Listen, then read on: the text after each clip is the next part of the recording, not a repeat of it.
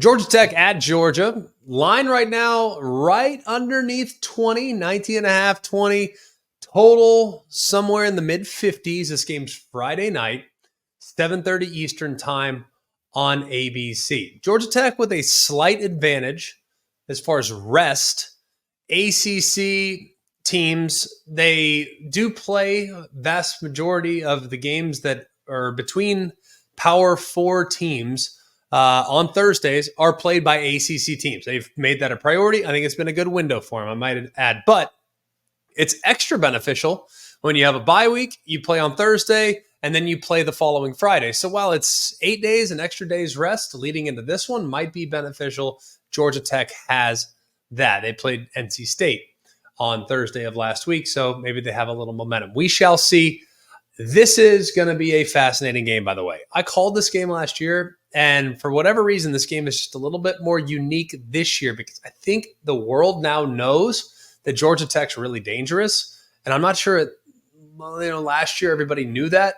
This year, though, I think people recognize their team speed and the improvements they've made under this outstanding coaching staff led by Brent Key. Question number one, can Georgia's passing game, which has picked things up these last couple of weeks, can their passing game take advantage of a relatively porous secondary? Now, don't look now because it feels like all season long we've talked about Georgia, what's missing, what's wrong, why can't they throw it, why can't they do this, why does Carson Beck throw so many picks, what have you. All that I think is completely fair. But I also think part of Georgia's problem is that they're kind of held to a different standard, according to most teams, and it really hasn't been about a production standpoint. It's really been about a mistake standpoint. Because if you look at their passing attack, they're ninth in the FBS right now. They're averaging around 300 yards a game. Now, would I like them to be a little bit more balanced? Sure. Which leads me to question number two.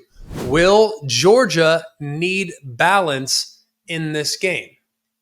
Because I just referenced the fact that they have a top 10 passing attack and they're going against a Georgia Tech defense that has shored things up in the front. They've been much better compared to what they were a year ago against the run. But in the back end, there's still quite a bit that they give up from a statistical standpoint. So will Georgia just lean into Georgia Tech's weakness, or will they try to create balance? They are right now 98th in the FBS in rushing offense and 15th in the SEC. They're averaging just 130 yards a game on the ground. I think Georgia, like when I visualize Georgia, Herschel Walker, Nick Chubb, Sony Michel, Todd Gurley, Sean Marino, all the incredible backs they've had in the last 40 years, never in a million years would I anticipate looking at an SEC stat sheet and seeing Georgia at the bottom as far as rushing yards a game. But that's where they're at right now. The good news is they might not need it in a game like this if their passing attack continues to click. Question three, can Georgia Tech stay on schedule offensively? So far this year, on first and second down, Georgia Tech averages 6.3 yards a play. That's 40th. That's going to be really important because when you look at Georgia Tech and how they've been structured, they're a run-first outfit. They just beat Miami a couple weeks ago and completed 6 passes along the way. They want to pound the football. They want to lean on Haynes King and the rushing attack and the outstanding speed that they have, not just a tailback, but as some of the other guys that are used in extended handoffs. Like Malik Rutherford, yeah, he plays slot, but they're going to hand it to him on jet sweeps, which is no different than basically a toss sweep back in the day. So looking at all of that, Georgia Tech's going to need to avoid third and long situations because when Georgia gets in those third and longs, that's when they kill you. When Georgia gets those fast, athletic, disruptive pass rushers along the line of scrimmage, they'll take Mykel Williams, move him inside. You'll have Wilson on the left. You'll have Walker on the right. And they have dudes that are just coming from everywhere. That becomes really challenging. And I think regardless of how good Georgia Tech has been at times in keeping their quarterback upright, they haven't seen an outfit that's quite this aggressive. Let's go to question 4. Georgia Tech, if they can't stay on schedule, so meaning if first and second down are a dud and they're in obvious passing situations, will they be able to protect Haynes King in those situations? So far, they allow less than 0.5 sacks a game. So every other game, they're giving up a sack, basically. That's the second best in college football. They have been awesome.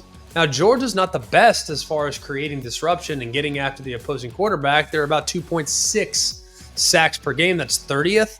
But I think in an offense or against an offense like this, they do have some advantages with their size speed combination. And then question number 5.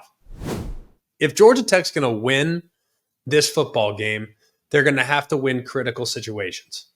And that's kind of goes for every team that's a heavy, near 3 touchdown underdog. They're going to have to win critical moments in the game. They're going to have to be great on third down. Well, third down offense for Georgia Tech, not great. They're 70th in college football. They convert about 40%. They are 57 of 142 this year.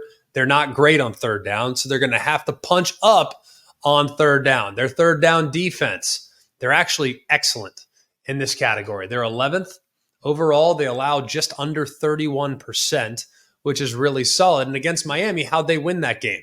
Well, Miami, 3 for 10 on third down. And on fourth down, Miami had 3 turnovers on down in plus territory. And overall in the game, Miami was just 1 of 4 on fourth down.